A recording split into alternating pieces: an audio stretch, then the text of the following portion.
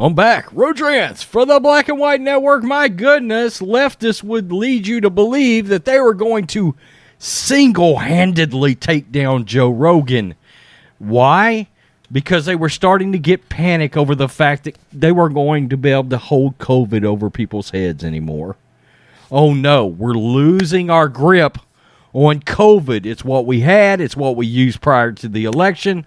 Again, I find it very convenient that a virus came out of China during an election year. I've said that forever. Wuhan lab. But anyway, of course, Joe Rogan got COVID, and he handled COVID in a bunch of various differing ways from standard operating procedure, right? Leftists didn't like that. They wanted Joe Rogan canceled, going as far as putting together a greatest hits compilation of the N-word that Joe Rogan had used while telling stories on his podcast, okay? And, of course, Joe, and this is the one thing I wish Joe hadn't done, was put out that cringy on both knees apologizing video. Look, he was telling stories. There was all kinds of context, but that's not how the leftists edited the N-word greatest hits compilation. And so they tried to get Joe Rogan canceled. The COVID thing, now I'm going to tell you what was funny. All these has-been artists that decided they were leaving COVID, by the way, Neil Young, like a cur dog, came sauntering back behind the scenes. They left like anybody gave a rat's ass, okay? I mean, rocking in the free world, has there ever been a more hypocritical son of a bitch ever than Neil Young? At this point, he's turned out to be a total cur.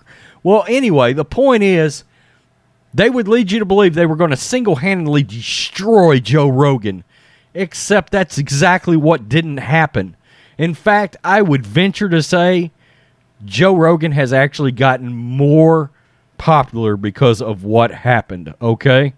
And look, I think Joe Rogan probably learned some lessons as far as what he can and can't say during a podcast because, you know, most common sense people would understand, hey, he's telling a story, he's saying something that has context, and he's trying to explain things, while guys like Sam Jackson came out and tried to cancel him over it, even though he lets Quentin Tarantino drop N-words everywhere and doesn't say a damn thing about it because Samuel L. Jackson's profiting off of it. Well, Spotify is in a bind. They are losing subscribers, but much to the left's chagrin, it is not because of Joe Rogan. It's Putin, and it's Ukraine, and it's Russia, and it's the war. Spotify says Joe Rogan not to blame as it loses 1.5 million subscribers.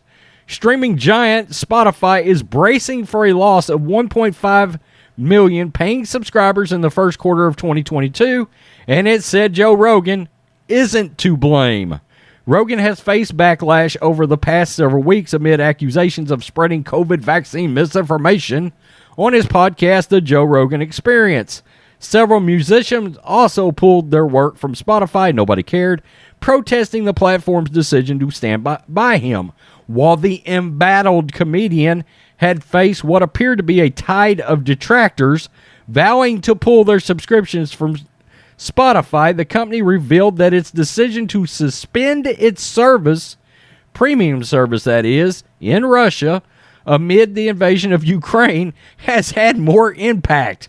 According to Variety, the information was shared by Spotify's CFO, Paul Vogel, as he spoke at Morgan Stanley's 2022 Technology, Media, and Telecom Conference on Wednesday. Though he didn't directly name the former Fear Factor host, Vogel did allude to the furor sparked by the media personality's podcast. Going through a little bit of controversy, there's always going to be some impact. However, the true impact on the numbers appears to have come from its suspension of services in Russia, with Vogel stating that Spotify was previously trending towards adding 8 million total users, including 3 million paying subscribers in the first quarter of 2022. So they would have actually went up. They would have actually went up if there hadn't been an actual war breakout. After Russia's military attacks on Ukraine started last month, Spotify closed its offices in Russia and pulled content from the country's media outlets RT and Sputnik. According to Spotify, Russia represents less than 1% of the company's total revenue. While Vogel said that Spotify is no longer collecting premium service revenue, the company revealed that it's continuing to permit access to its service in Russia, quote, to allow for the global flow of information. Okay, so they want people in Russia to be able to still get news, essentially. I often wonder what exactly we're doing, because a lot of the Russian people don't actually agree with Putin invading the Ukraine, but yet we're trying to cancel actual Russian people. That kind of doesn't make sense to me, but you get the point. Not the people's fault that Putin has lost his shit, right? So the point is, when you read between the lines and you get in the article, their business was actually going up in the first quarter until they decided to stop the business, the premium part of it, the subscription part of it, to Russia. Joe Rogan didn't hurt their business whatsoever. None. And I can tell you right now, this is akin to Ryan Kendall doing the Batman review, and all the leftists on Twitter tried to cancel him. And guess what? Ryan added a shit ton of subscribers, and his views skyrocketed. I guarantee you that happened to Joe Rogan. I can guarantee you that's exactly what happened. People like to listen to people that seem like they have some common sense. I don't agree with a lot of what Joe thinks politically, but he has good people on his podcast, and his podcast is very professional. It's articulate. He asks the right questions. It's really good back and forth, and he's willing to push people. He's willing to sit back and listen. He does a really good job of that. I wish I was better at it. But you get the point. Nobody was canceling Joe Rogan. Nobody. Much to social justice warriors and the Twitter mob's chagrin, you wasn't canceling Joe Rogan at all. They're mad because Joe Rogan's reach is bigger than all the media platforms out there. CNN, MSNBC, Fox News, Newsmax, all those entities combined don't come close to the reach that Joe Rogan has. Not even close. Oh, the Twitter mob is upset about that. Miss Piggy. Tell me what you think, Black and White Network fans. Peace. I'm out. Till next time.